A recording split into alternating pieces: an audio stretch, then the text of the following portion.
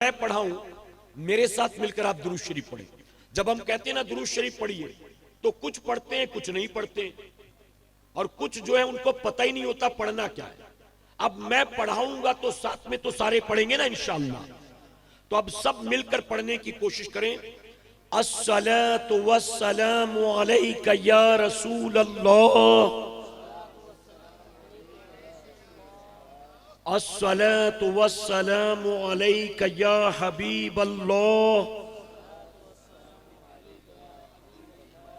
الصلاۃ والسلام علیک یا نبی اللہ، وعلی آلک واصحابک یا نور اللہ، صلی اللہ تعالی علیہ وسلم۔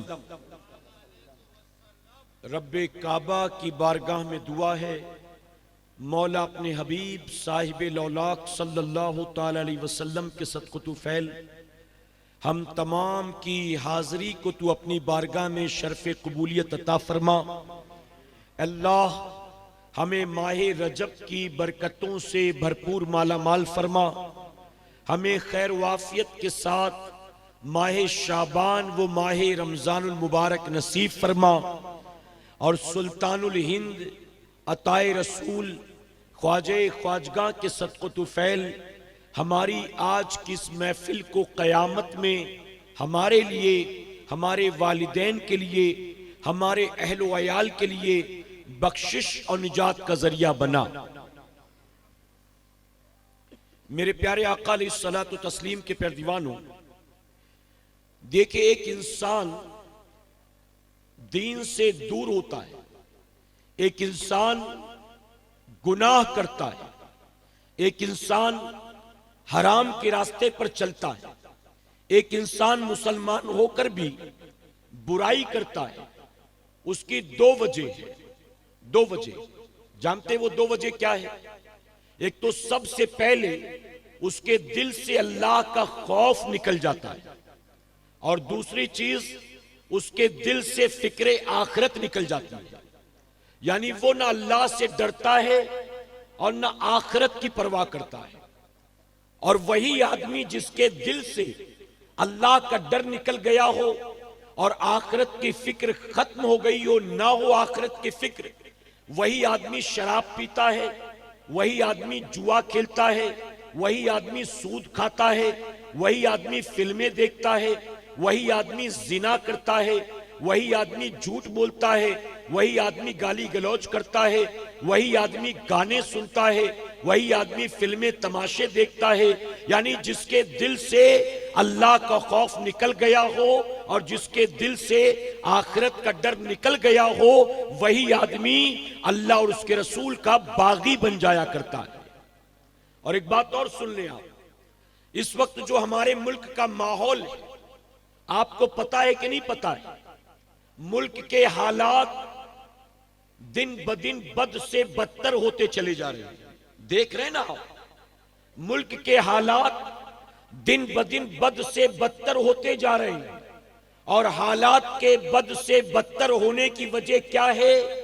حالات کے بد سے بدتر ہونے کی وجہ یہ ہے، نااہل لوگ آج ملک کی بڑی بڑی کرسیوں اور بڑے بڑے عہدوں پر بیٹھ گئے ہیں، اور جب نااہل لوگوں کے ہاتھوں میں باغ ڈور ہوتی ہے تو ظاہر ہے کہ ملک تباہ برباد ہوتا ہے، رعایا پریشان ہوتی ہے، اور پوری دنیا اور پورے ملک کے اندر بے چینی اور بے قراری کا ماحول پیدا ہوتا ہے۔ اب جانتے یہاں صوفیہ کیا فرماتے ہیں؟ صوفیہ کیا فرماتے ہیں؟ بہت توجہ سے سنیں آپ، جو بات سمجھانا چاہتا ہوں میں آپ کو۔ صوفیہ فرماتے ہیں اللہ رب العزت کسی قوم پر اس وقت تک ظالم حکمراں مسلط نہیں کرتا جب تک کہ قوم اللہ اور اس کے رسول کی باغی نہیں ہو جاتی۔ اب آپ گریبان میں اپنے جھانکیں اور غور کریں، ہم پر ظالم حکمراں جو مسلط کیے گئے وہ کیوں؟ نیچے سے اوپر تک سب کے سب ظالم ہیں، آخر وجہ کیا ہے؟ ہمارا قصور کیا تھا کہ ہمارے سروں پر ظالم حکمراں مسلط کیے گئے؟ تو جانتے ہو صوفیہ کا قول 100% صحیح ہے، جب تک قوم اللہ رسول کی باغی نہیں بنتی تب تک اس پر ظالم حکمراں مسلط نہیں کیے جاتے۔ آپ جانتے ہیں نماز نہ پڑھنا گناہ ہے، روزہ نہ رکھنا گناہ ہے، زکوٰۃ نہ دینا گناہ ہے، حج فرض ہے ادا نہ کرنا گناہ ہے، قربانی واجب ہے ادا نہ کرنا گناہ ہے، یہ ساری چیزیں گناہ ہیں۔ آج ہم صرف گناہ کے کام نہیں کر رہے، یعنی جن کاموں کو کرنے کا حکم دیا، آج قوم مسلم صرف انہی کاموں کو چھوڑے نہیں بیٹھی ہے، بلکہ جن کاموں سے اللہ اور اس کے رسول صلی اللہ علیہ وسلم نے منع کیا، آج ہم سب کے سب وہ کام کرتے نظر آ رہے ہیں۔ تو اس قوم نے صرف گناہ نہیں کیا ہے، بلکہ اس قوم نے اللہ اور اس کے رسول کی بغاوت بھی کر رکھی۔ آپ بتائیے، اسلام میں ڈھول سننے کی اجازت ہے، طبلے کی اجازت ہے، ہارمونیم کی اجازت ہے، شہنائی کی اجازت ہے، یہ جتنے بھی میوزیکل انسٹرومنٹس ہوں، یہاں تک کہ تالی بجانے کی بھی اجازت نہیں۔ ان ساری چیزوں کا شمار لہو لہب میں ہے، ان ساری چیزوں کا شمار گناہ میں، حرام و ناجائز میں ہے۔ اور حضور اکرم صلی اللہ علیہ وسلم نے تو یہاں تک فرما دیا، میوزیکل انسٹرومنٹس کے بارے میں میرے آقا فرماتے ہیں، میں زمین پر مزامیر کو ختم کرنے کے لیے جلوہ گر ہوا ہوں، یعنی میوزیکل انسٹرومنٹس کو، میں ڈھول، طبلے، ہارمونیم، شہنائی، بانسری کو ختم کرنے کے لیے آیا ہوں۔ لیکن آج دیکھیں میرے آقا جس کو ختم کرنے آئے تھے، آج سب سے زیادہ کوئی پسند کرتا ہے تو مسلمان پسند کرتا ہے۔ کون سا ایسا مسلمان نوجوان جس کے موبائل میں 2 3 4 6 جی بی گانا نہیں بھرا ہوا؟ بتائیے کون سا ایسا مسلمان نوجوان جو راتوں کو چھپ چھپ کر یوٹیوب پر اپنے موبائل کے ذریعے گندی گندی فلمیں، گندے گندے ویڈیو نہیں دیکھتا ہے؟ آپ بتائیں، ہم بائک پر جا رہے ہوتے کان میں ایئر فون لگا ہوتا ہے، ہم دکان میں بیٹھے ہوتے گانا بج رہا ہوتا ہے، ہم گھر میں بیٹھے ہوتے ٹیلی ویژن چل رہا ہوتا ہے، ہم فیکٹری میں ہیں، کارخانے میں ہیں، گانا بج رہا ہوتا ہے، ہم لگژری بس میں سفر کرتے، یہاں سے آپ کو راجکوٹ جانا، احمد آباد جانا، صرف گانا نہیں بجتا، باقاعدہ ٹی وی لگا ہے اور فلمیں چل رہی ہیں، اور مسلمان بھی مزے کے ساتھ دیکھتا ہے۔ اے سرکار مدینہ کے پیروانوں، تو آج ظالم حکمراں مسلط اس لیے کیا گیا کیونکہ جن کاموں سے اللہ اور اس کے رسول صلی اللہ علیہ وسلم نے ہمیں اور آپ کو 1450 سال پہلے منع کر دیا، آج سب سے زیادہ وہ کام اگر کوئی کرتا نظر آتا ہے تو قوم مسلم کے لوگ نظر آ رہے ہیں۔ آپ دل پر ہاتھ رکھ کر بتائیں، آپ کی اپنی بستی میں 5000 لوگوں کا محلہ نہیں ہے، 5000 گھر نہیں ہے، 10,000 گھر نہیں ہے، احمد آباد جیسا شہر نہیں ہے، چھوٹا سا گاؤں ہے۔ آپ کے گاؤں میں جہاں 100% مسلمان رہتے ہیں، اس گاؤں میں بتائیے شرابی موجود ہے کہ نہیں ہے؟ آپ کے اپنے گاؤں میں شراب پینے والے لوگ ہیں کہ نہیں؟ بتائیے۔ آپ کے اپنے گاؤں میں جوا کھیلنے والے لوگ ہیں کہ نہیں؟ آپ بتائیے۔ آپ کے اپنے گاؤں کے اندر جھوٹ بولنے والے لوگ موجود ہیں کہ نہیں؟ بتائیے۔ آپ کے اپنے گاؤں میں فلمیں دیکھنے والے لوگ موجود ہیں کہ نہیں؟ بتائیے۔ آپ کے اپنے گاؤں میں اپنے ماں باپ کے ساتھ بدسلوکی کرنے والے لوگ موجود ہیں کہ نہیں ہیں؟ آپ کے گاؤں میں تالی بجانے والے، سیٹی بجانے والے، ناچنے گانے والے موجود ہیں کہ نہیں ہیں؟ اے سرکار مدینہ کے پیروانوں، حضور اکرم صلی اللہ علیہ وسلم فرماتے ہیں، جس گھر کے اندر عورتیں بن دوپٹے کے رہتی ہیں اس گھر میں اللہ کی رحمت کے فرشتے نہیں آتے۔ جس گھر میں دوپٹے کے بغیر عورت رہتی ہو اس گھر میں اللہ کی رحمت کے فرشتے نہیں آتے۔ آج پورا محلہ بے پردہ عورتوں سے بھرا پڑا ہے، بتائیے آپ کی اس آبادی میں کیا اللہ کی رحمت کے فرشتے آئیں گے؟ یہ جو تباہیاں ہیں، یہ جو بربادیاں ہیں، یہ جو مصیبت و بلا ہے، اس کی وجہ کوئی اور نہیں، ہم اور آپ خود ہیں۔ میرے پیارے آقا کے پیروانوں، آج جس ملک میں آپ بیٹھے ہو جانتے ہو یہ ملک کسی اور کا نہیں، ہمارا اور آپ کا ہے۔ اس کی وجہ کہ اس ملک کے اندر، اس ملک کی مٹی میں صرف ہمارا پسینہ نہیں گرا، صرف ہمارا خون نہیں ملا، اس ملک کی مٹی کے اندر ہمارے باپ دادا کی ہڈیاں ملی ہوئی ہیں۔ اس ملک کی مٹی میں ہمارے باپ دادا کی ہڈیاں ملی ہیں، اس کے باوجود آج اس ملک سے ہمیں نکالنے کے منصوبے ہیں، ہماری اپنی گھر کی چھت کو ہمارے سروں سے ہٹانے کے منصوبے ہیں، ہمارے پیروں کے نیچے سے زمین کو ہٹانے کے منصوبے ہیں۔ آخر یہ سب کیوں ہے؟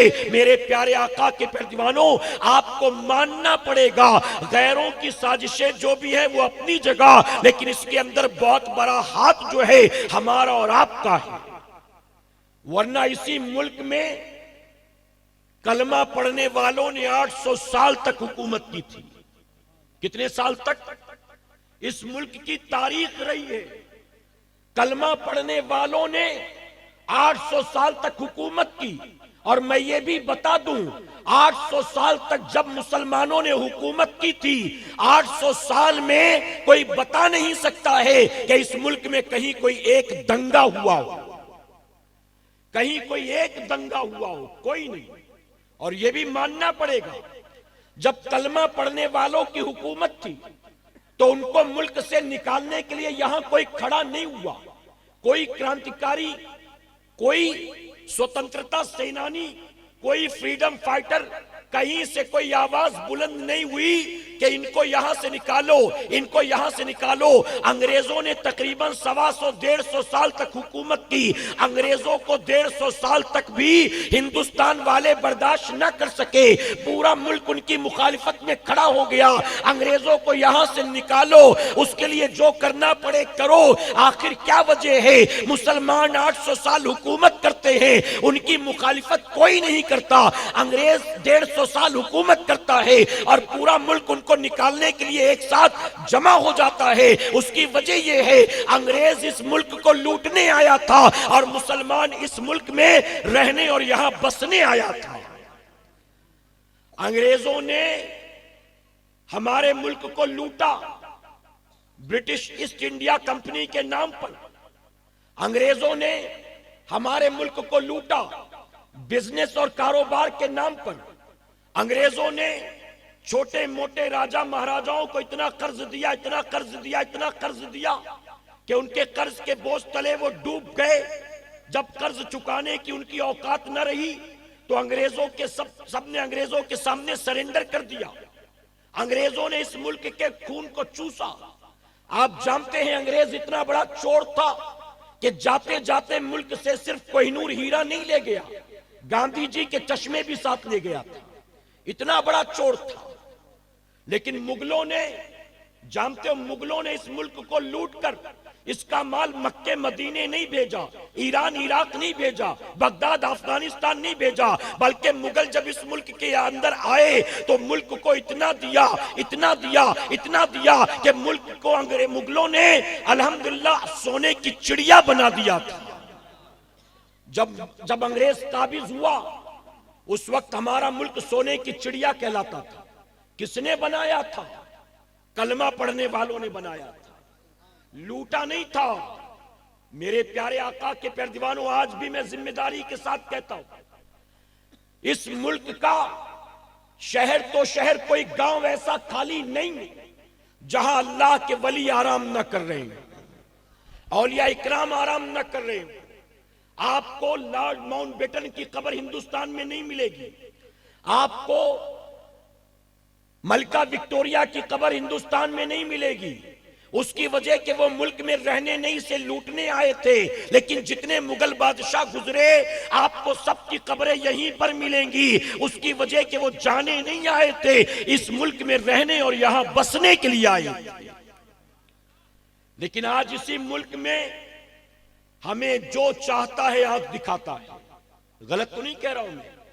جنہیں پیشاب کرنے کی تمیز نہیں ہے، جنہیں پیشاب کرنے کی تمیز نہیں، میں تو یہاں تک کہتا ہوں میرے بھائی، ہم گوشت کھانا چاہیں تو ہم پر پابندی اور خود اسی جانور کا پیشاب پی جائیں تو کوئی پابندی نہیں ہے. آج ایسے لوگ بھی ہمیں آنکھ دکھاتے ہیں. آخر وجہ کیا ہے؟ اس ذلت و رسوائی کی وجہ کیا ہے؟ اس زوال و پستی کی وجہ کیا ہے؟ تو صرف وجہ ایک ہے، وہ لوگ جس طرح سے اپنے دین سے محبت کرتے تھے، آج کے دور کا مسلمان اس طرح محبت کے دعوے تو کرتا ہے لیکن اس کی زندگی میں دین کی محبت دور دور تک نظر نہیں آتی. میں آپ سے پوچھتا ہوں، آپ مجھے بتائیں، اگر کوئی سوال پوچھے کہ افغانستان میں، عراق میں جو کچھ ہوا اس کے پیچھے کس کا ہاتھ تھا؟ آپ کہیں گے اس کے پیچھے امریکہ کا ہاتھ تھا. سیریا میں جو کچھ ہوا، چھوٹے چھوٹے بچے مارے گئے، سیریا تباہ برباد ہوا، بمباریاں کر کے پوری کی پوری آبادی کو تباہ کیا گیا، کس کا ہاتھ تھا؟ آپ کہیں گے سعودی عرب کا ہاتھ تھا. میں پوچھوں غزہ میں جو ہوا، فلسطین میں جو ہوا، کس کا ہاتھ؟ آپ کہیں گے اسرائیل کا ہاتھ تھا. میں کہوں گا آپ کے کاروبار میں جو مندی ہے وجہ کیا؟ آپ کہیں گے نوٹ بندی وجہ.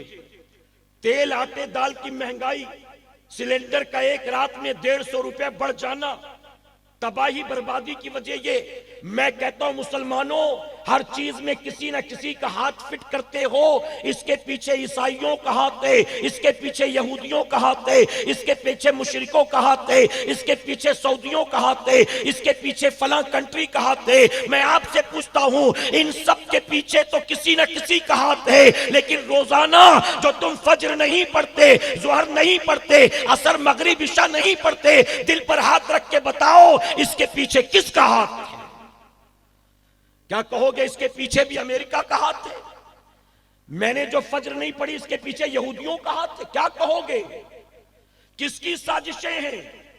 کس کی چال ہے؟ یاد رکھنا مسلمانوں، 300 ساڑھے 300 گھر کی بستی صحیح، اگر کسی آبادی میں مسلمانوں کے 300 گھر ہو، توجہ ہے آپ کی، اگر کسی آبادی میں مسلمانوں کے 300 گھر ہوں اور صبح فجر میں اس آبادی میں موجود مسجد میں 30 نمازی بھی نظر نہ آئیں تو اس آبادی کو بربادی سے کوئی بچا نہیں سکتا ہے. اپنے گھروں کو آباد کرنے والوں، میرے آقا صلی اللہ علیہ وسلم فرماتے ہیں اللہ کے گھر کو ویران کر کے تم کبھی اپنا گھر آباد نہیں کر سکتے. اگر تم چاہتے ہو تمہارے گھر آباد ہو تو تمہیں سب سے پہلے اپنے رب کے گھر کو آباد کرنا پڑے گا. میں ایک سوال پوچھتا ہوں آپ سے، 6 دسمبر کو کئی سال پہلے ہمارے اسی ملک میں ہماری ایک مسجد کو شہید کیا گیا تھا. جانتے میں کس کی بات کر رہا ہوں؟ جب بھی کیلنڈر میں 6 دسمبر کی تاریخ آتی ہے، بتائیے وہ تاریخ آتے ہی یاد تازہ ہو جاتی ہے کہ نہیں ہو جاتی؟ زخم ہرے ہو جاتے ہیں کہ نہیں ہو جاتے؟ 6 دسمبر جیسے ہی کیلنڈر میں آیا فوراً یاد تازہ، زخم ہرا بھرا. میں پوچھتا ہوں مسلمانوں، آپ میں سے کوئی ایک بھی ہو تو مجھے بتائے، آپ نے اس مسجد کے اندر کبھی 2 رکعت نماز پڑھا تھا؟ آپ کے ابا نے پڑھا تھا، آپ کے دادا نے پڑھا تھا، اچھا چلو نماز نہیں پڑھا تھا، آپ نے کبھی وہاں جا کر اس مسجد کے گنبد کو دیکھا تھا، مینار کو دیکھا تھا، آپ نے تصویریں اور ویڈیو تو دیکھا ہوگا، اپنی ماتے کی نگاہوں سے آپ نے کبھی اس مسجد کے گنبد اور مینار کو دیکھا تھا؟ آپ کہیں گے نہیں ہم نے نہیں دیکھا. ایک مسجد جسے کبھی آپ نے دیکھا نہیں، جہاں کبھی آپ کے باپ دادا نے بھی 2 رکعت نماز پڑھا نہیں، اس مسجد کو شہید کیا جاتا ہے. اور جب بھی شہادت کی تاریخ آتی ہے زخم ہرے ہو جاتے ہیں. میں پوچھتا ہوں جس مسجد میں تم نے کبھی نماز پڑھا نہیں، اس مسجد کی شہادت کی تاریخ تو تم مناتے ہو، لیکن تمہاری بستی میں جو مسجد ہفتے بھر تمہارا انتظار کرتی ہے، بتاؤ جمعہ کے علاوہ کبھی اللہ کے اس گھر کی طرف بھی اپنا رخ کرتے ہو؟ مسجد مرثیہ خواہیں کہ نمازی نہ رہے. مسجد میں جا کر دیکھو، گھر میں جھاڑو نہ لگے تو بیوی کو ڈانٹتے ہو، گھر میں دھول مٹی نظر آئے، کوڑا کرکٹ نظر آئے تو بیٹی کو ڈانٹتے ہو. آج صبح سے جھاڑو نہیں لگایا کیا؟ کتنی گندگی. اپنے گھر میں گندگی نظر آئے تو تیور بدلتے ہیں. اللہ کے گھر میں جا کر دیکھو، ہم نے دیکھا ہے، یوں چٹائی پر کبھی انگلی کر کے دیکھنا گرد و غبار ملے گی. مسجدوں کے اندر مکڑی کے جالے ہیں، مسجدوں کے اندر مکھیاں اڑ رہی ہیں، مسجدوں کے اندر کھڑکی دروازے چٹائی پر دھول مٹی ہے۔ جمعہ کو نمازی آتے ہیں، جب نماز پڑھتے ہیں تو دھول مٹی صاف ہو جاتی ہے، علاوہ اس کے ہفتے بھر گرد و غبار پڑا رہتا ہے۔ اے مسلمانوں، آپ کا مکان کتنا خوبصورت، کتنا عالی شان کیوں نہ ہو، اچھی طرح یاد رکھنا، اللہ کے گھر کو آباد نہیں کرو گے، آپ کا گھر کبھی آباد نہیں ہو سکتا۔ اور میرے آقا صلی اللہ علیہ وسلم نے فرمایا، جس گھر میں اللہ کی عبادت نہ کی جائے وہ گھر نہیں بلکہ قبرستان ہے۔ یہاں مسلمان جب اللہ کے گھر میں عبادت کو نہیں آتا، جسے بنایا گیا عبادت کے لیے، وہاں عبادت کرنے نہیں آتا جمعہ کے دن کے سوا، تو اپنے گھر میں کبھی سال میں 2 رکعت نفل بھی پڑھتا ہوگا؟ کبھی پڑھتا ہوگا؟ بتاؤ۔ آج اللہ کے ایک ولی کی بارگاہ میں حاضر ہو، کیوں آئے ہو؟ عرس منانے کے لیے، عرس منانے آئے ہو۔ میرے پیارے آقا کے پیروانوں، اچھی طرح سے اس بات کو یاد رکھیے، آپ اللہ کے ولیوں کا عرس سال میں ایک بار نہیں۔ کوئی مسلمان یہ طے کر لے کہ جہاں جہاں عرس ہوتے ہیں میں سب جگہ حاضری دوں گا، کسی عرس کو میں نہیں چھوڑوں گا، وہ ایک وقت کی نماز نہ پڑھے اور پوری زندگی ولیوں کا عرس مناتا رہے، کل قیامت میں اللہ اس سے عرس کا حساب نہیں لے گا، اللہ اس سے ڈیگوں کا حساب نہیں لے گا، اللہ اس سے چادر کا حساب نہیں لے گا، اللہ اس سے قوالی کا حساب نہیں لے گا، اللہ اس سے محفل کا حساب نہیں لے گا، اللہ چندے اور نیاز کا حساب نہیں لے گا، بلکہ آقا فرماتے ہیں کل قیامت میں اللہ سب سے پہلے تجھ سے نماز کا حساب لے گا۔ جس کا حساب سب سے پہلے ہونا ہے اسی میں سب سے زیادہ کمزور ہے۔ ایک آدمی، آپ کے یہاں کے کچھ بچے ملٹری میں بھی ہیں، جب ملٹری میں بھرتی کے لیے جاتے ہیں تو ان کو پتا ہے کہ سوالات کیا کیے جائیں گے، پتا ہے کہ نہیں؟ آپ کی ہائٹ کتنی ہو، باڈی کتنی ہو، چیسٹ کتنا ہو، آپ 1 منٹ میں کتنا دوڑ سکتے ہو، آپ کا ویٹ کتنا ہے، یہ ساری چیزیں۔ اب بتائیے، جب وہ جاتا ہے ملٹری میں بھرتی کے لیے، یوں ہی منہ اٹھا کے چلا جاتا ہے کہ تیاری کے ساتھ جاتا ہے؟ جو ریکوائرمنٹ ہے وہ تیاری کر کے جاتا ہے کہ نہیں کر کے جاتا؟ بتائیے۔ آپ نے جو پڑھا لکھا نہیں ہے، کہیں بینک میں نکلے مینیجر کی پوسٹ اور وہ جا کر کہے کہ میں 50 سال کا ہو گیا، دنیا کا بڑا تجربہ ہے، مجھ کو مینیجر بنا دو، کہیں گے تمہاری کوالیفیکیشن کیا ہے، تمہاری پاس ڈگری کون سی ہے، اس سے پہلے کون سے بینک میں آپ نے جاب کیا؟ کچھ نہیں معلوم ہے مجھے، بس میں نے دنیا بڑی دیکھی ہے، 60 سال ہونے کو آگے مینیجر بنا دیجئے۔ بنا دیں گے، آپ کو بنا دیں گے۔ اس کی وجہ کہ جو ریکوائرمنٹ ہے وہ آپ پوری نہیں کر رہے ہیں، جو کوالیفیکیشن چاہیے وہ آپ کے پاس ہے نہیں، جو ایکسپیرینس چاہیے وہ آپ کے پاس ہے نہیں۔ اگر دنیا کے کسی کاروبار میں جانا ہو، کسی فیلڈ میں جانا ہو، تو آپ ساری ریکوائرمنٹس پوری کرتے ہو۔ قبر میں کبھی نہ کبھی تو جاؤ گے، جانتے ہو کہ نہیں جانتے ہو؟ بتاؤ، جاؤ گے نا؟ قبر میں جاؤ گے تو قبر میں جا کے کیا بنے گا آپ کا سوچا ہے کبھی؟ قبر میں کیا بنے گا؟ میں کہتا ہوں مسلمانوں، یہ جتنے یوٹیوبر ہیں، یہ جتنے فیس بک پیج والے ہیں، یہ جتنے ٹک ٹاک اسٹار ہیں، یہ جتنے اپنے آپ کو سوشل میڈیا پر ہیرو بنا کر بیٹھے ہیں، میں ہر ایک سے کہتا ہوں کہ دنیا میں تیرے 100-200 نہیں، تیرے فالوور لاکھوں کروڑوں میں ہوں، لیکن تو جب قبر میں مرنے کے بعد جائے گا اور تیری بدعمالیوں کی وجہ سے قبر میں تجھ پر عذاب ہوگا، تو تیرے جو 1 کروڑ فالوور ہیں، کیا ان میں سے کوئی ایک بھی تجھے قبر کے عذاب سے بچا سکتا ہے؟ یہاں حال کیا ہے ہمارا اور آپ کا جانتے ہو؟ ابا کا انتقال ہوتا ہے اور اس کا بیٹا فاتحہ کرنے کے لائق نہیں ہوتا ہے۔ غلط تو نہیں کہہ رہا میرے بھائی؟ حضور اکرم صلی اللہ علیہ وسلم فرماتے ہیں وہ باپ کم نصیب ہے جو اس حال میں مرے کہ اس کی اولاد جاہل رہ جائے۔ میں پچھلے جمعہ کو ویسٹ بنگال گیا تھا، میرے سامنے جو لوگ بیٹھے تھے اکثریت سفید داڑھی سفید بال والوں کی۔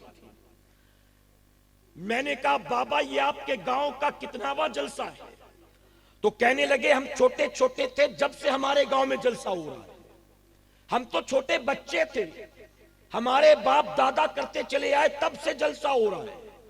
میں نے کہا مطلب بچپن بھی جلسوں میں گزرا، جوانی بھی جلسوں میں گزری، انہی جلسوں میں آتے جاتے بال بھی سفید ہو گئے۔ اب بابا برا مت ماننا، اگر جلسے میں موجود جو مجمع ہے اس میں سے 5 اباؤ 50 والوں کو، 5 اباؤ 60 والوں کو میں کھڑا کر دوں اور 5 آدمی کو کھڑا کر کے کہوں کہ ایک ایک کر کے چلو، آپ پہلا کلمہ سناؤ، آپ دوسرا کلمہ سناؤ، آپ تیسرا کلمہ سناؤ، تو میں نے کہا بابا بچپن جوانی بڑھاپا گزر گیا جلسے سنتے ہوئے، لیکن 5 کلمہ پوچھوں گا تو 5 کلمہ سنا نہیں سکوں گے۔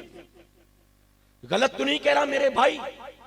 یہ آج میری قوم کا حال، جسے 5 کلمہ نہیں آتا وہ قبر کا حساب کیسے دے گا؟ ذرا سوچو، قبر کا حساب۔ سیدنا عثمان غنی رضی اللہ تعالیٰ عنہ جب قبرستان جاتے قبروں کو دیکھتے تو زاروں قطار رونے لگتے تھے۔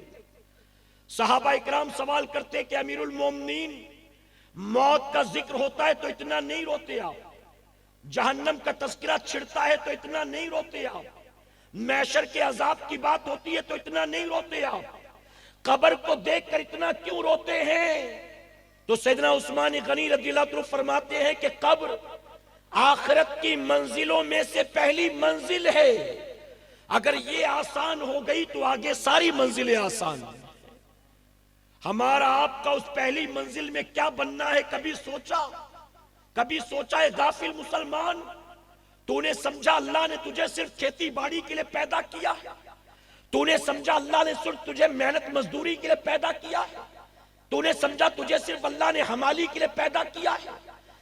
تو نے سمجھا اللہ نے صرف تجھے دوسروں کی نوکری اور چاکری کے لیے پیدا کیا ہے، دوسروں کی جھڑکیاں سننے اور تانے سننے کے لیے پیدا کیا ہے؟ تو سمجھتا ہے کہ تجھے صرف دنیا کے لیے پیدا کیا گیا ہے، جبکہ میرے آقا فرماتے ہیں دنیا کے لیے تجھے پیدا نہیں کیا گیا ہے، بلکہ دنیا تو آخرت کی کھیتی ہے، اگر تو یہاں اچھے سے گزارے گا اللہ تمام منزلوں کو تیرے لیے آسان فرما دے گا۔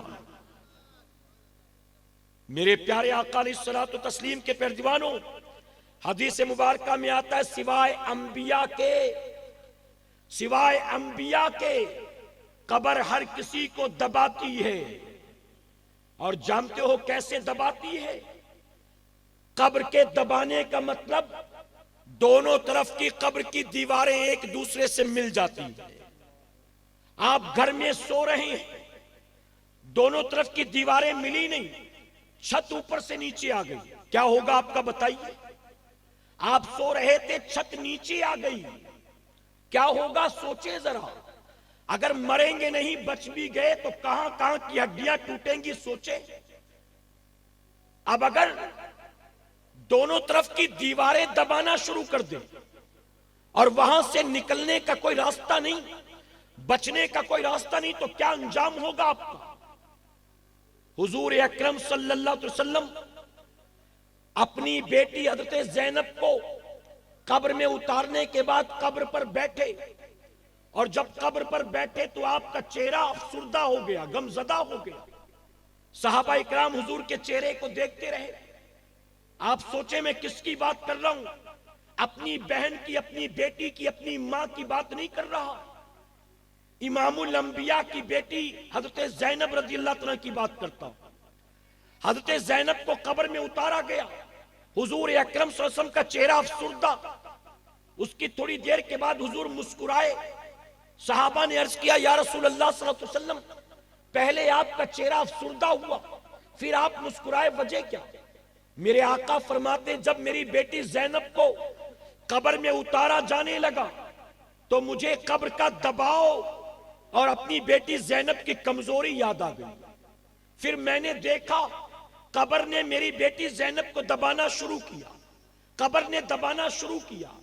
آپ ذرا سوچیں، جب امام الانبیاء کی بیٹی کو قبر دباتی ہے، ہم اور آپ قبر کی دباؤ سے بچ سکیں گے؟ آقا فرماتے جب قبر نے دبانا شروع کیا، اس کی آواز کو سوائے انسان اور جنات کے سب نے سنا۔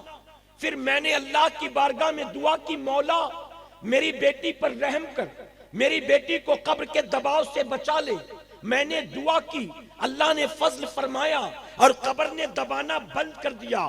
آقا فرماتے پھر میں مسکرانے لگا۔ میں آپ سے پوچھتا ہوں، امام الانبیاء اپنی بیٹی کے لیے دعا کرتے ہیں، ہم جب قبر میں جائیں گے ہمارا بیٹا دعا کرے گا، ہماری بیوی دعا کرے گی، ہمارا بھائی دعا کرے گا، ہمارے لیے دعا کرے گا تو کرے گا کون؟ اس کی وجہ کہ اس کو تو پتہ ہی نہیں ہے کہ قبر میں ہمارا ہو کیا رہا۔ ایک چھوٹے سے بچے کو دفن کیا گیا، حضور اکرم صلی اللہ علیہ وسلم فرماتے ہیں اگر قبر کے دبانے سے کوئی بچ سکتا تو یقیناً اللہ اس بچے کو بچا لیتا، لیکن یہ بچہ بھی قبر کے دبانے سے بچ نہ سکا۔ حدیث مبارکہ میں آتا ہے ایک بچے کا جنازہ صحابہ لے کر مدینے کی گلیوں سے نکلے، ماں عائشہ صدیقہ رضی اللہ عنہا کی نظر پڑی، کھڑی ہو کر رونے لگی۔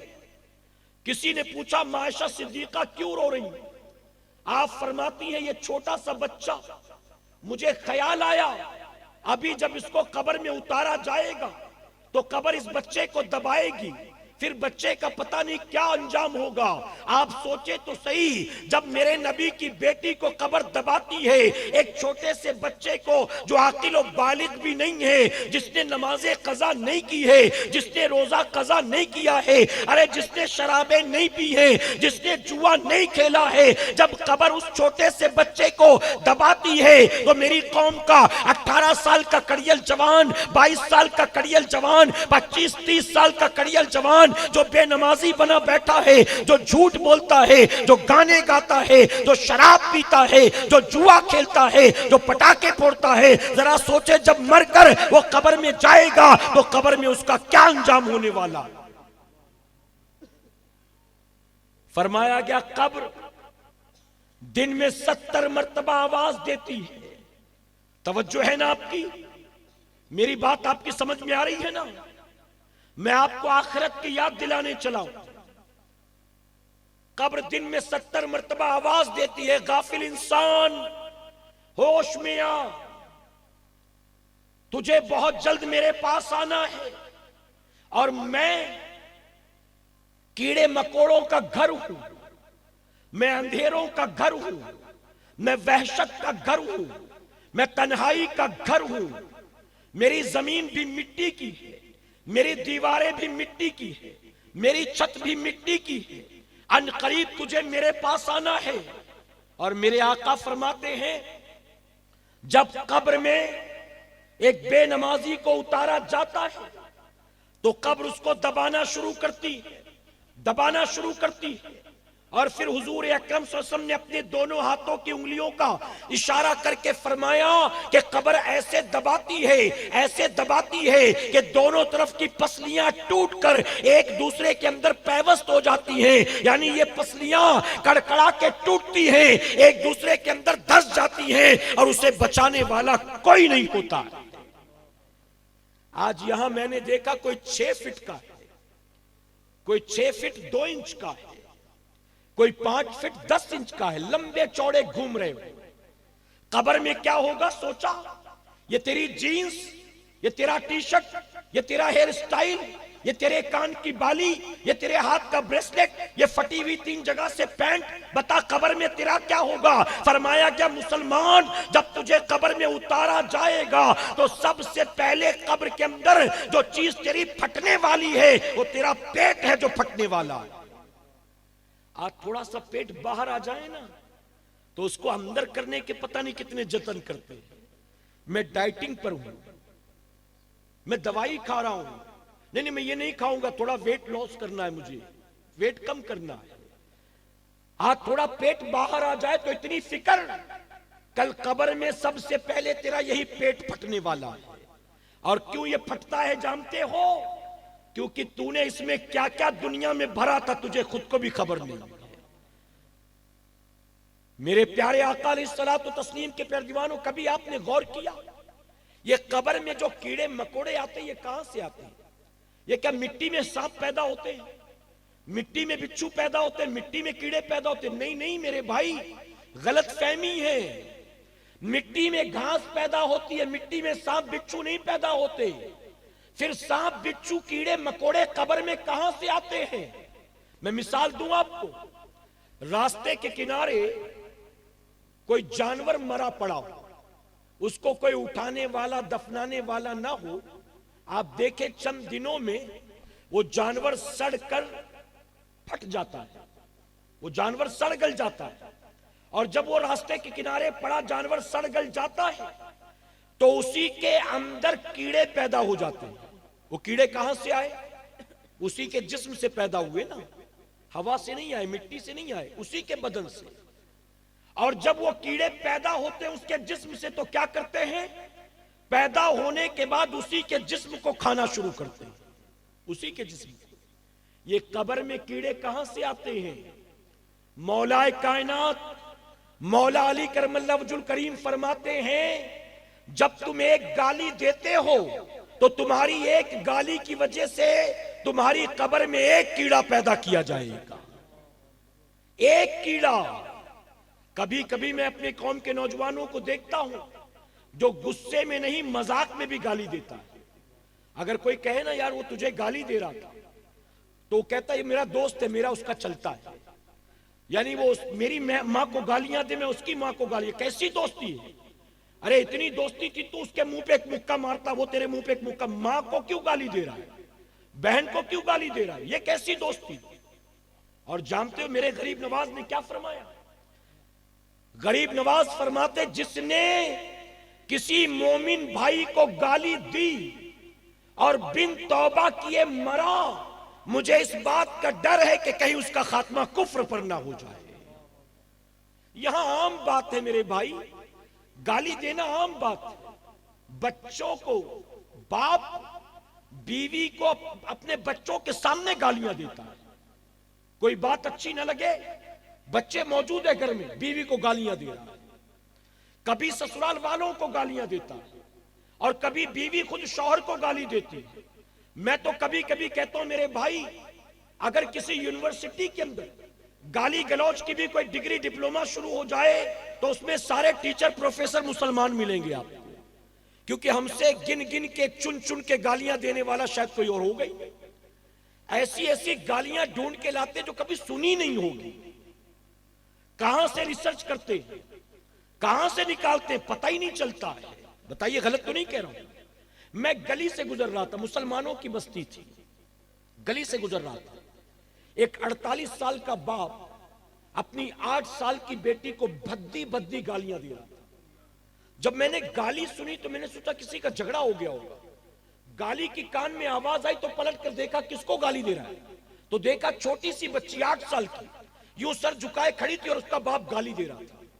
بچی گھر کے باہر تھی، باپ گھر کے اندر تھا، اندر سے کوئی چیز اس نے 1 سے 2 بار مانگی، بچی نے نہیں سنا، کھیل کود میں لگی تھی، باہر نکل کر آیا گالیاں دینی شروع کر دی۔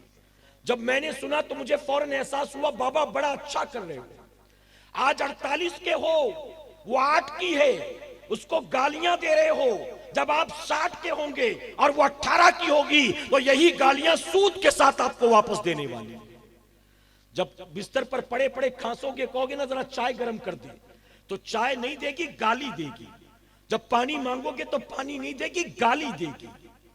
میرے پیارے آقا کے پیروانوں، اگر ہم نے اور آپ نے آج اپنا علاج کرنا شروع نہیں کیا تو یاد رکھیں وہ تباہیاں، وہ بربادیاں، وہ دنیا کی مصیبت و بلا جو گھر کے دروازے تک پہنچ چکی ہے، وہ گھر کے اندر کب داخل ہو جائے گی ہمیں پتہ بھی نہیں چلے گا۔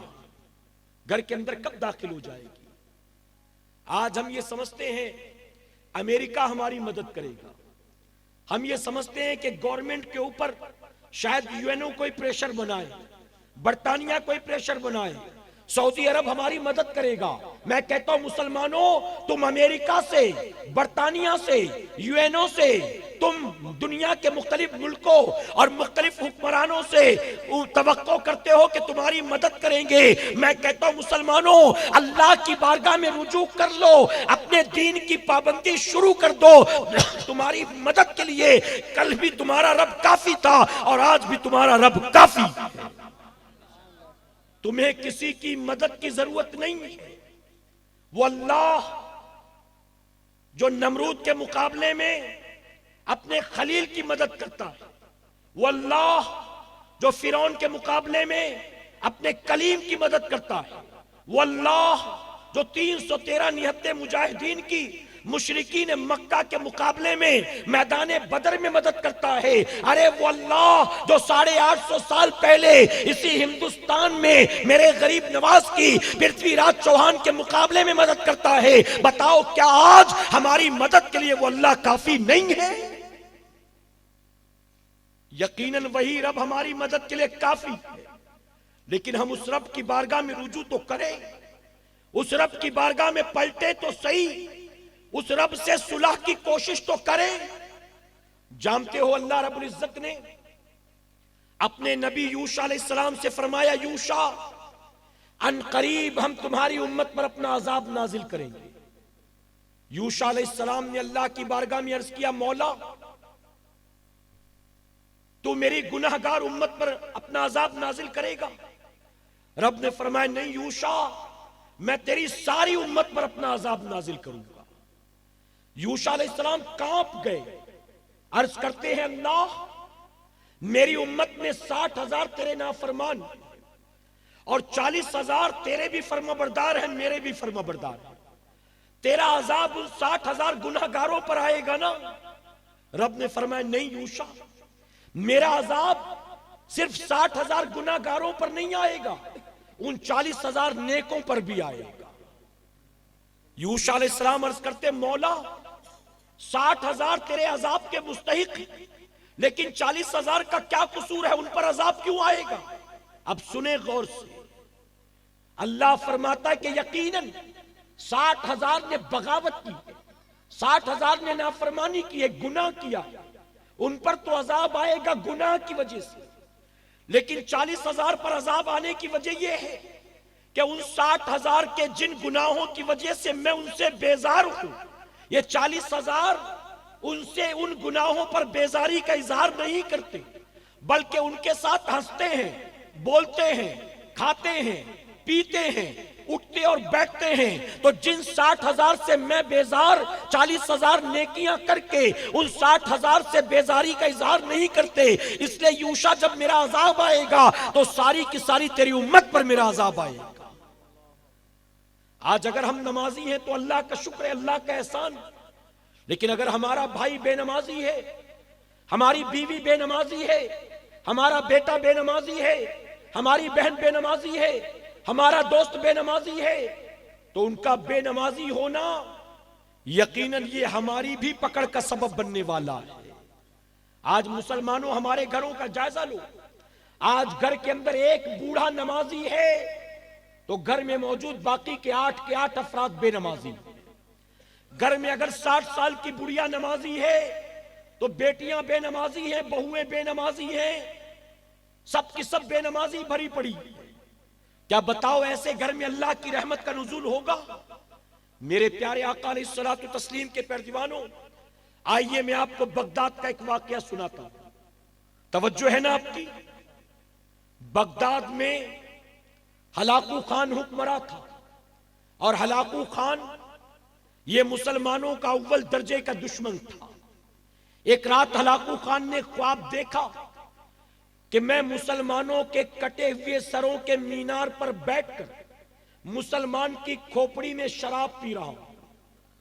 مسلمانوں کے کٹے ہوئے سروں کا مینار اور اس کی چوٹی پر بیٹھ کر مسلمان کے سر میں کھوپڑی میں شراب پیتا ہوں۔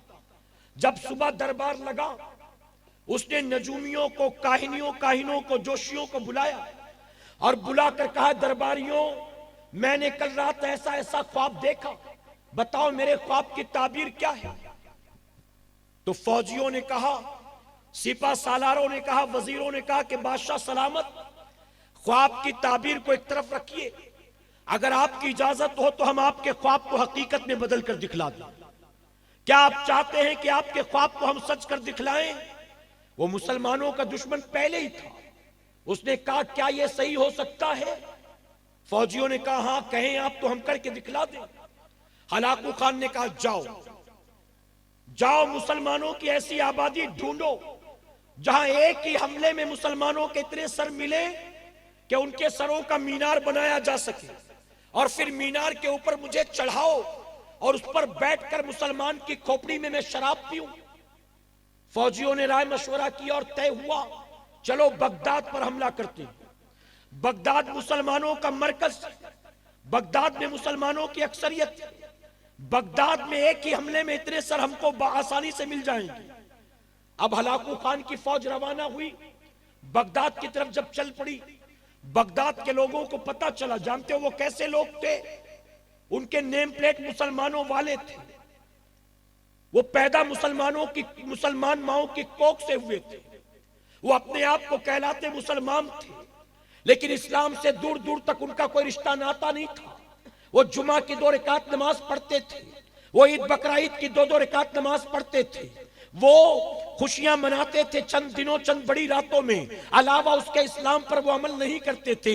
نہ لباس حضور کی سنت کے مطابق تھا، نہ چہرہ حضور کی سنت کے مطابق تھا، نہ اخلاق حضور کی سنت کے مطابق تھا، نہ کردار حضور کی سنت کے مطابق تھا، بلکہ وہ عیسائیوں کے رنگ میں رنگ چکے تھے۔ ان کے یہاں شادیاں بھی عیسائیوں کی طرح ہوتی تھی، ان کے یہاں رخصتی بھی عیسائیوں کی طرح ہوتی تھی، ان کے لباس بھی عیسائیوں کی طرح تھے، ان کا کھان پان بھی عیسائیوں کی طرح تھا، ان کا رہن سہن بھی عیسائیوں کی طرح تھا۔ جب نام بتاتے تھے تو پتا چلتا تھا کہ مسلمان ہیں، ورنہ کسی اینگل سے مسلمان نظر نہیں آتے تھے۔ جب انہیں پتا چلا ہلاکو خان کی فوج ہم کو ہلاک کرنے آتی ہے، وہ بھاگتے ہوئے آتے ہیں ایک اللہ کے ولی کی بارگاہ میں، جن کا نام احمد جام رحمت اللہ علیہ تھا، بہت بڑے پائے کے بزرگ تھے۔ لوگوں نے آ کر کہا حضور ہمیں بچا لیجئے، ہمیں بچا لیجئے، ہمیں یہ پتا چلا ہے ہلاکو خان کی فوج آ رہی ہے، ہمارا سر کاٹنے آتی ہے، ہمیں قتل کرنے آتی ہے، آپ اللہ کے ولی ہم کو بچا لیجئے۔ احمد جام رحمت اللہ علیہ فرماتے ہیں ٹھیک ہے، میں تمہارے لیے اللہ کی بارگاہ میں دعا کروں گا، لیکن مجھ سے وعدہ کرو اللہ نے تمہاری جان بخش دی تو تم قرآن کی پابندی کرو گے، شریعت کی پابندی کرو گے، نماز کی پابندی کرو گے، ماہ رمضان کے روزے نہیں چھوڑو گے، حضور کی سنت والا لباس پہنو گے، اپنے چہرے پر داڑیاں سجاؤ گے۔ جان پر بنی تھی کیا کرتے؟ ایک زبان ہو کر سب نے کہا ہمیں بس بچا لیجئے، ہم وعدہ کرتے ہیں اگر جان بچ گئی ہم کبھی گناہ کے راستے پر نہیں جائیں گے، یہود و نصارہ کا لباس اتار پھینکیں گے، ہم حضور کی سنت کو اپنی زندگی کے سانچے میں ڈال لیں گے۔ ہر کسی نے ایک زبان ہو کر کہا۔ اللہ کے ولی نے کہا ٹھیک ہے تم جاؤ، میں تمہارے لیے دعا کروں گا، اللہ تمہاری حفاظت فرمائے گا۔ یہ کہہ کر جانتے ہو اللہ کے ولی نے اللہ کی بارگاہ میں گڑ گڑا کر دعائیں کی۔ اس کے بعد آپ کے پاس ایک پانی کا پیالہ تھا جس سے پانی پیتے تھے، جس سے وضو کرتے تھے۔ آپ نے اس لکڑی کے پیالے کو زمین کے اوپر الٹا رکھ دیا، آپ نے پلٹ کر پیالے کو رکھ دیا۔ ہلاکو خان کی فوج آتی ہے، عراق کا چپا چپا چھان مارتی ہے، لیکن انہیں بغداد شہر کہیں نظر نہیں آتا ہے۔ ایک دن بھٹکتے رہے، 2 دن بھٹکتے رہے، 3 دن بھٹکتے رہے، انہیں بغداد کہیں نہیں ملتا ہے۔ آخر بغداد ملتا تو ملتا کیسے؟ اللہ کے ولی نے پیالے کے نیچے بغداد کو چھپا رکھا تھا، انہیں بغداد نہیں ملا۔ واپس خالی ہاتھ چلے جاتے ہیں۔ واپس گئے تو ہلاکو خان کو غصہ آیا، اس نے کہا کیا ہوا؟ اتنی بڑی بڑی باتیں اور اتنے بڑے بڑے دعوے کر کے گئے تھے، خالی ہاتھ کیوں آئے؟ لوگوں نے کہا حضرت ہم کیا کرتے، ہمیں تو بغداد ملا ہی نہیں، پتہ نہیں زمین کھا گئی کہ آسمان نگل گیا، ہم نے ڈھونڈا لیکن کوئی پتہ نہیں چلا۔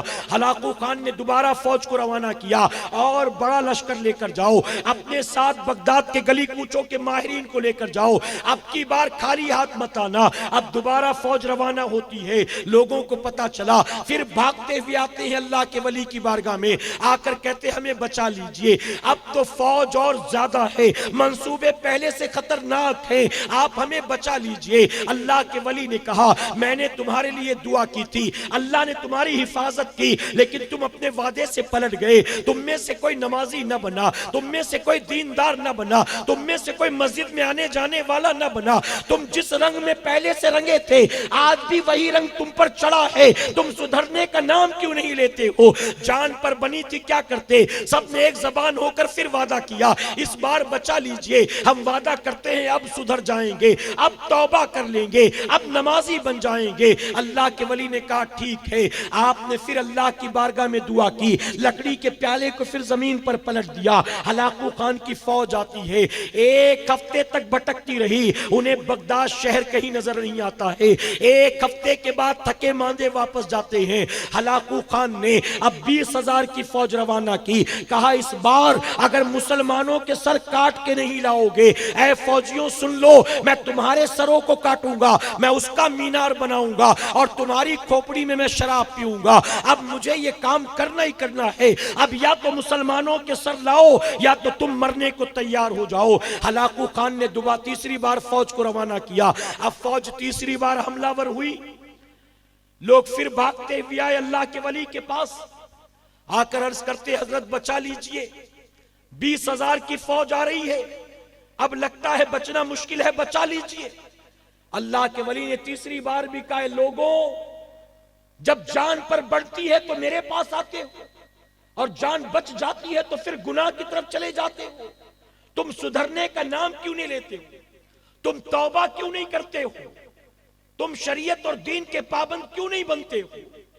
لوگوں نے پھر کہا بس اس بار بچا لیجیے، 2 مرتبہ غلطی ہو چکی، اس بار بچا لیں، آخری موقع دے، آئندہ کبھی گناہ نہیں کریں گے، برائی نہیں کریں گے، اس بار بچا لیں۔ اللہ کے ولی نے کہا ٹھیک ہے جاؤ، میں دعا کرتا۔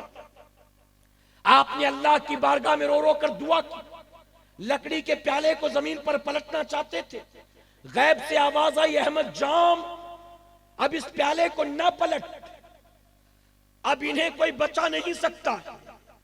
اے احمد جام، ہلاکو خان صرف وقت کا بادشاہ نہیں، میرا عذاب ہے جو میں نے بغداد والوں پر مسلط کر دیا۔ پہلی 2 مرتبہ تیری دعا کی برکت سے میں نے ان کی جانیں بخش دی، لیکن احمد جام جو میں جانتا ہوں تو نہیں جانتا۔ اگر تو 100 بار دعا کرے اور میں 100 بار ان کی جانیں بخشوں، پھر بھی یہ سدھرنے والے لوگ نہیں ہوں گے۔ اے احمد جام، اب انہیں کوئی بچا نہیں سکتا، اور ان کے ساتھ تو بھی جام شہادت نوش کرنے کو تیار ہو جا۔ ان بغداد والوں کے ساتھ احمد جام تجھے بھی شہید ہونا پڑے گا۔ اللہ کے ولی روتے رہے، گڑ گڑاتے رہے، یہاں تک کہ ہلاکو خان کی فوج آئی، نہ بوڑھا دیکھا، نہ بچہ دیکھا، نہ بیمار دیکھا، نہ عورت دیکھی، جہاں کوئی مسلمان ملا اس کی گردن کو کاٹا ہے، اس کے سر کو جمع کیا، جسم کو پھینک دیا۔ تاریخ گواہ ہے بغداد کی گلیوں میں ہلاکو خان کی فوج نے مسلمانوں کے خون کی ہولی اور ندیاں بہا دی ہیں۔ اے سرکار مدینہ کے پیروانوں، صرف گناہگار اور سیاکار نہیں مارے گئے، آپ نے سنا ہوگا گیہوں کے ساتھ گن بھی پس جاتا ہے۔ اللہ کے ولی احمد جام رحمت اللہ علیہ کو بھی شہید کر دیا گیا۔ جب عذاب بروں پر آتا ہے نیک بچ نہیں پاتے ہیں، جب کشتی سمندر میں ڈوبتی ہے اس میں موجود نمازی بھی ڈوب جاتا ہے۔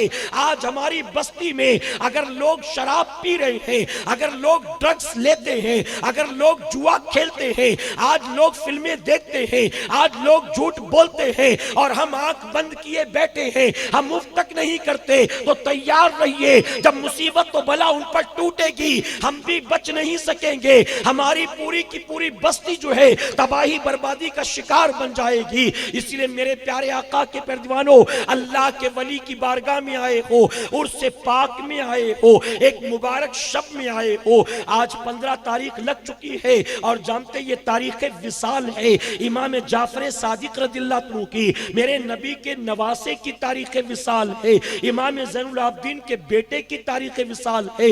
آپ یہاں سے اٹھنے سے پہلے طے کر لینا، میں جب آیا تھا اللہ کے ولی کے عرس میں میرا دامن گناہوں سے داغدار تھا، جب میں آیا تھا میں بے نمازی تھا، جب میں آیا تھا گالیاں بھی دیتا تھا، جب میں آیا تھا ماں باپ کا دل بھی دکھاتا تھا، جب میں آیا تھا فلموں کا شوقین بھی تھا، جب میں آیا تھا تو دامن گناہوں سے بھرا پڑا تھا، لیکن آج اللہ کے ولی کی بارگاہ سے جب میں لوٹوں گا تو میں یہ طے کر کے لوٹوں گا، آیا تھا تو گناہ سے داغدار دامن لے کر آیا تھا، اب داغ کو یہاں سے دھو کر نکلوں گا، اور اب زندگی گزرے گی تو طبیعت کے مطابق نہیں گزرے گی بلکہ گزرے گی امام الانبیاء کی شریعت کے مطابق گزرے گی۔ کہیں انشاءاللہ۔ اب ایک آخری بات عرض کر دوں، اجازت ہے آپ کی؟ ہمارے وہ نوجوان جو رات رات بھر موبائل میں لگے رہتے ہیں نا، انٹرنیٹ کے ذریعے جو جوانیوں کو تباہ کر رہے وہ سنیں۔ ایک صحابی رسول جن کا نام ہے سالبہ بن عبد الرحمن. چونکہ میرے سامنے نوجوان بیٹھے, ہٹے کٹے تندرست و توانا بیٹھے ہیں, سنیں. سالبہ بن عبد الرحمن ایک 16 سال کے کڑیل جوان صحابی کا نام. حضور اکرم صلی اللہ علیہ وسلم کی محفل میں ہمیشہ بیٹھے رہتے تھے. حضور اکرم صلی اللہ علیہ وسلم کبھی کوئی حکم دیتے, حضرت سالبہ بن عبد الرحمن دوڑ پڑتے تھے فوراً. ایک مرتبہ میرے آقا صلی اللہ علیہ وسلم نے فرمایا, سالبہ جاؤ فلاں صحابی کو بلا لاؤ. مسجد نبوی شریف سے اٹھے, مدینے کی گلیوں میں چل پڑے.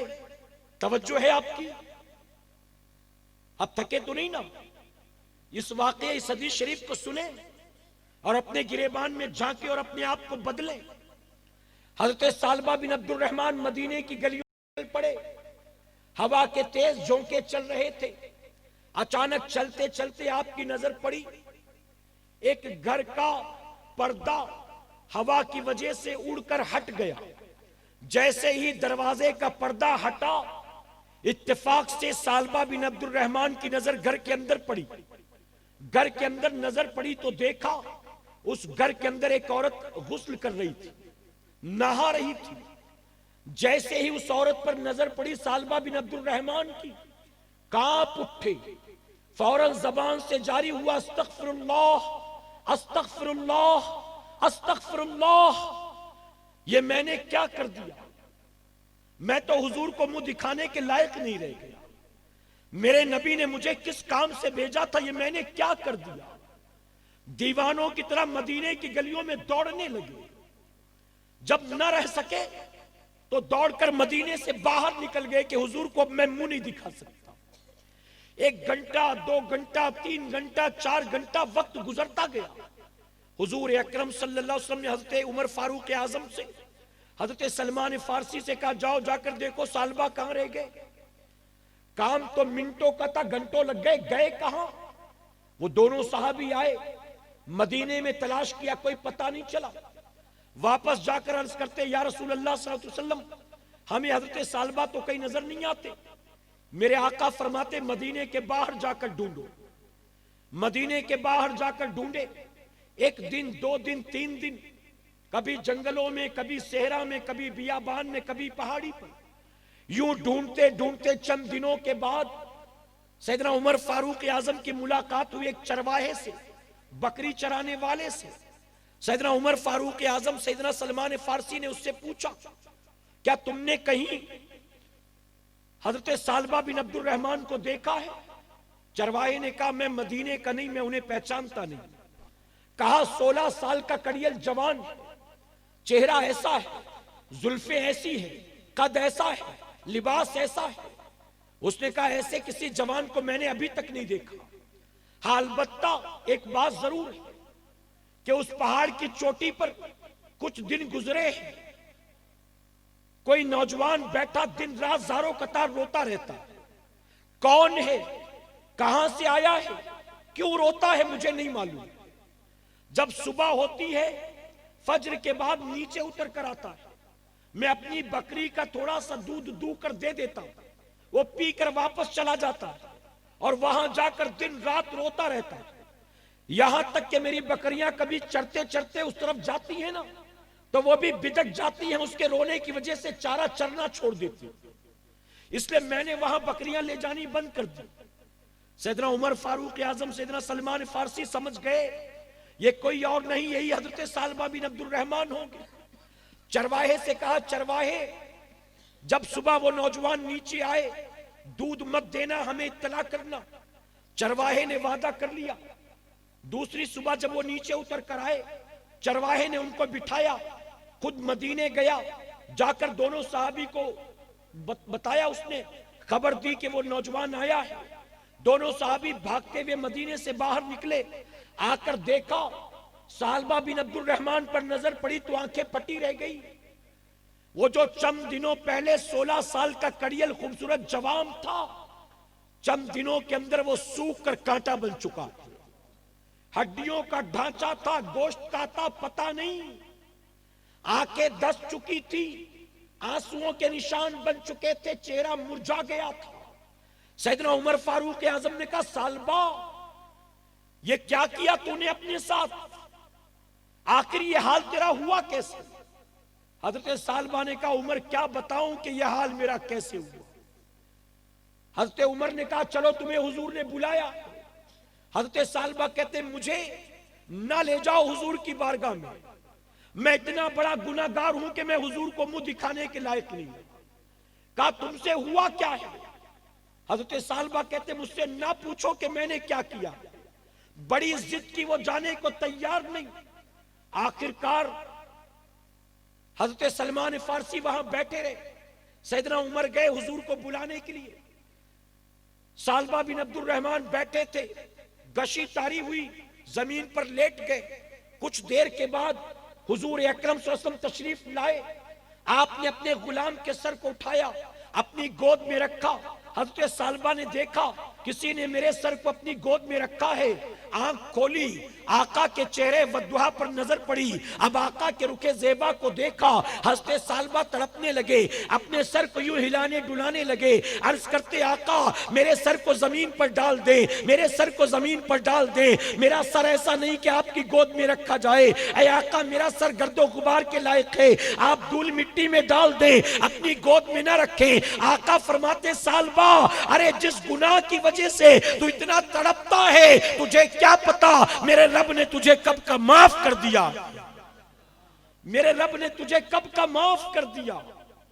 علماء سے پوچھو، شریعت نے اتفاقاً پڑھنے والی پہلی نظر کو معاف فرمایا، اگر قصداً دوسری نظر ڈالو، تیسری نظر ڈالو، چوتھی نظر ڈالو تو قیامت میں جواب دہی ہوگی، اور اچانک کسی پر نظر پڑ گئی اور آپ نے نظر ہٹا لی تو فرمایا گیا قیامت میں اس پر کوئی پکڑ نہیں۔ لیکن کیا ایمان تھا، کیا عشق رسول تھا، کیا خوف خدا کا عالم تھا، کیا آخرت کا ڈر تھا، قصدن نہیں، اچانک نظر پڑی تو یہ حال ہے ان کا۔ جب پتا چلا کہ اللہ نے معاف کر دیا مسکرانے لگے۔ آقا فرماتے سالبہ اب تمہیں کیسا محسوس ہو رہا ہے؟ عرض کرتے ہیں آقا یوں لگتا ہے پورے بدن میں جیسے چینٹی رینگ رہی ہے۔ میرے آقا نے فرمایا سالبہ تیری زندگی کا آخری وقت قریب آ گیا ہے، ان قریب تو ہم سے رخصت ہونے والا ہے۔ ابھی گفتگو ہو رہی تھی، موت کے فرشتے نے روح کو قبض کر لیا، صحابہ اٹھا کر مدینے لاتے ہیں، غسل دیتے ہیں، کفن پہناتے ہیں، امام الانبیاء نماز جنازہ پڑھاتے ہیں، اس کے بعد صحابہ کاندھے پر جنازہ لے کر سالبہ بن عبد الرحمن کا نکلتے ہیں۔ جنازے میں آقا صاف تھے، لیکن جانتے میرے نبی کا حال کیا تھا؟ آقا جنازے میں چل رہے تھے تو پیروں کے بل نہیں اپنے پنجوں کے بل چل رہے تھے۔ عمر فاروق اعظم سے رہا نہ گیا، عرض کرتے ہیں آقا سالبہ کے جنازے میں اتنا مجمع تو نہیں ہے، پھر آپ پنجے کے بل کیوں چلتے ہیں؟ آقا فرماتے ہیں کہ عمر سالبہ کے جنازے میں انسان کم ہے، لیکن اللہ نے آسمان سے 70,000 فرشتوں کو بھیج دیا۔ جو میں دیکھتا ہوں عمر وہ تم نہیں دیکھتے ہو۔ آپ ذرا سوچیں میری قوم کا وہ نوجوان جو رات بھر یوٹیوب پر ڈھونڈتا ہے کہ کچھ مل جائے تو دیکھوں، کوئی نہاتا ہوا سین، کوئی برہنہ اور نیموریاں سین، کچھ تو ملے کہ میں دیکھوں، رات بھر مزہ آئے آنکھوں کو۔ اور کسی ایک کے ہاتھ لگ جائے یہ گناہ کا سامان تو اپنے دوست کو کہتا ہے میں تیرے کو واٹس ایپ پہ لنک بھیج رہا ہوں، دیکھ مزہ آئے گا تجھے۔ یوں لگتا ہے بڑی نیکی کا کام کر رہے ہو۔ ذرا سوچو مسلمانوں، رات بھر گندی فلمیں دیکھو گے یوٹیوب پر، رات بھر سی ڈی لگا کر گندی فلمیں دیکھو گے، انٹرنیٹ پر سرچ کر کے دیکھو گے، تمہاری آنکھوں میں جہنم کی آگ بھری جائے گی تو کیسے برداشت کرو گے؟ ایک چھوٹا سا پلکوں کا بال ٹوٹ کے اندر چلا جائے تو تکلیف۔ ایک آدمی ایک دن دکھا نہیں، 2 دن نہیں، 3 دن نہیں، 4 دن نہیں، میں بولا کہاں ہو یار، نظر نہیں آ رہے، کچھ دن سے کہاں چلے گئے؟ تو کہتا ہے بال توڑ ہو گیا۔ ایک بال ٹوٹ جائے تو کتنی تکلیف۔ ذرا سوچو جب گناہوں کی وجہ سے اس آنکھ میں جہنم کی آگ فرشتے بھریں گے. جب گانے سننے کی وجہ سے قیامت میں کان میں سیسا پگھلا کر ڈالا جائے گا, جب تیرا پیٹ قبر میں پھٹے گا اور اس میں جہنم کی آگ بھری جائے گی, جب قبر تجھے دونوں طرف سے دبائے گی, تب بتا تیرا انجام کیا ہوگا. اے سرکار مدینہ کے پردیوانوں, اگر عزت چاہتے ہو, اگر کامیابی چاہتے ہو, اگر سر بلندی چاہتے ہو, اگر کھویا وقار دوبارہ چاہتے ہو, اگر تم چاہتے ہو اللہ تمہیں دنیا اور آخرت میں عزت عطا کرے, اللہ تمہیں قبر اور محشر کے عذاب سے اپنی حفاظت عطا کرے, تو اے مسلمانوں صرف رسمن اس عرس منانے والے مت بننا, بلکہ جن کا عرس مناتے ہو ان کے نقش قدم پر چلنے کی کوشش کرنا. یہ بھی ہماری طرح ہوتے تو بتائیے آج ان کا عرس منانے والا کوئی ہوتا؟ ارے ہم مرتے ہیں, ہماری قبر پر چند سالوں کے بعد بیٹا بھی فاتحہ پڑھنے نہیں آتا ہے.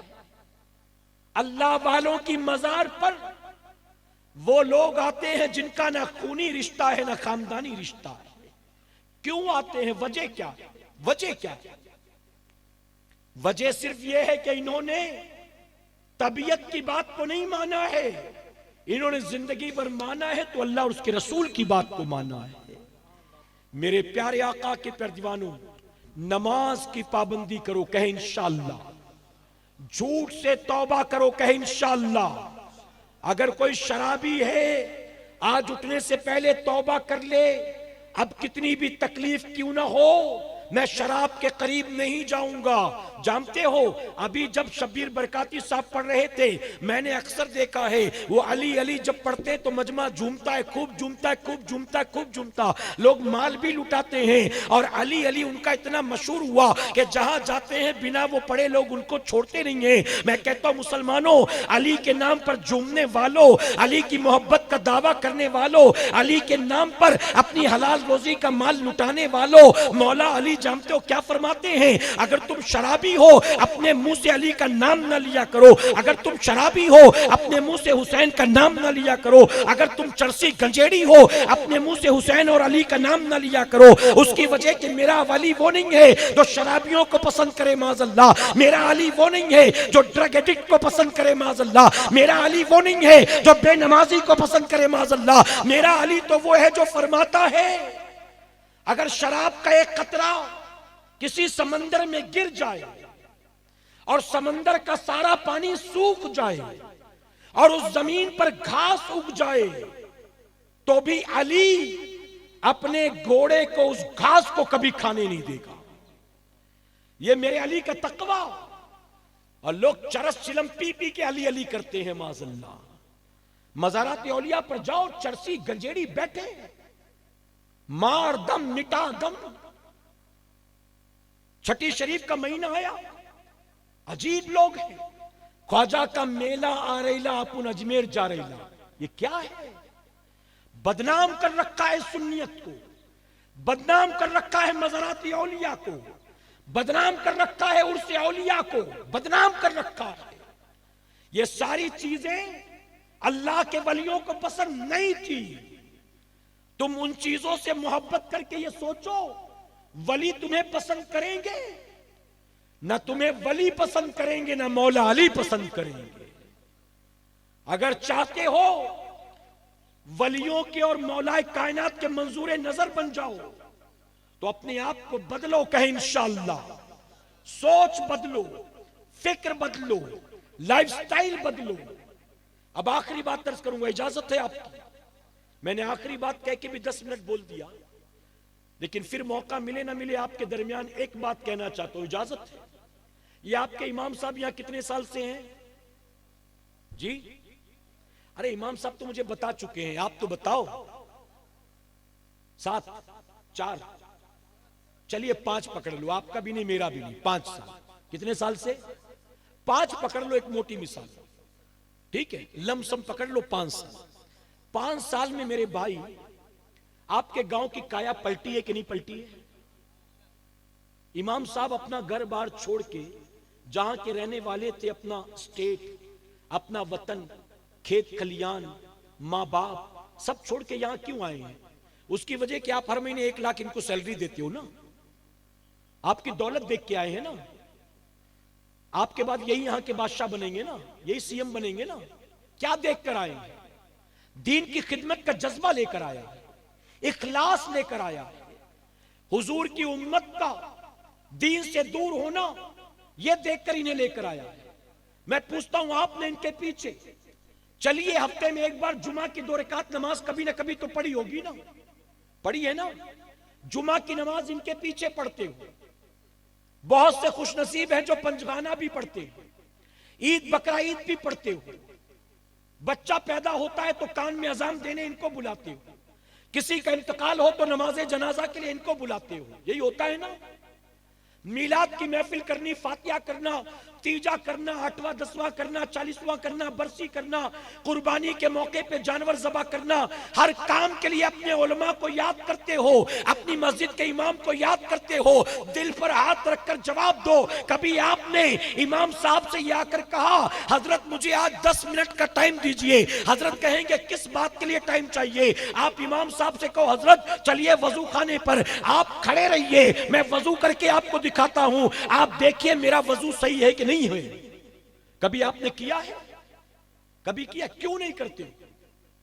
کبھی امام صاحب سے کہو امام صاحب کل میں عشاء کے بعد آؤں گا, 9 سے 9:30 کا ٹائم مجھے دیجیے. امام صاحب کہیں گے کیوں؟ کہنا امام صاحب آپ بیٹھ کے دیکھنا, میں 2 رکعت نماز پڑھ کے دکھاؤں گا, آپ دیکھنا میں صحیح سے نماز پڑھتا ہوں کہ نہیں پڑھتا ہوں. کیا بتائیے امام سے یہ فائدہ نہیں اٹھایا جا سکتا؟ یہ فائدہ نہیں اٹھایا جا سکتا؟ میرے پیارے آقا کے پیروانوں, یہ ملے ہیں, اللہ کا شکر ادا کرو. اللہ کی نعمت ہے.